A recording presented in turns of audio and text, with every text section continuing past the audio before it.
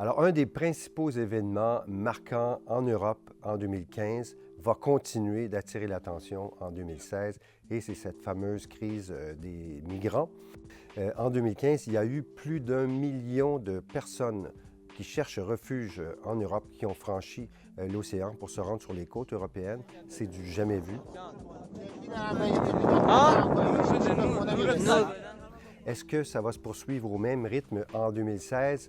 Probablement pas, parce qu'il y a des mesures qui sont prises par l'Europe. Le Conseil d'Europe, par exemple, a offert récemment de payer jusqu'à 1 milliard d'euros à la Turquie pour améliorer les conditions de vie dans les camps de réfugiés en Turquie.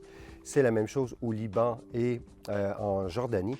Donc, l'Europe veut faire en sorte que les gens soient mieux traités dans ces camps et qu'ils ils changent d'idée, qu'ils ne décident plus de venir en Europe. Par ailleurs, il y a aussi l'Europe qui prend des moyens pour traiter plus rapidement les demandes de réfugiés qui arrivent aux frontières extérieures de la zone européenne. Et de cette manière, on veut accélérer la prise de décision et retourner chez eux ceux qui n'ont pas accès au statut de réfugié. Mais ça fonctionne, très, très mal. Comme la gestion générale en Europe, ce sera un sujet à suivre de près parce que la gestion, dépendant des pays qui ferment ou qui ouvrent leurs frontières, en particulier dans l'est de l'Europe, pose un grand problème et risque de devenir une source de division au sein même de l'Union européenne.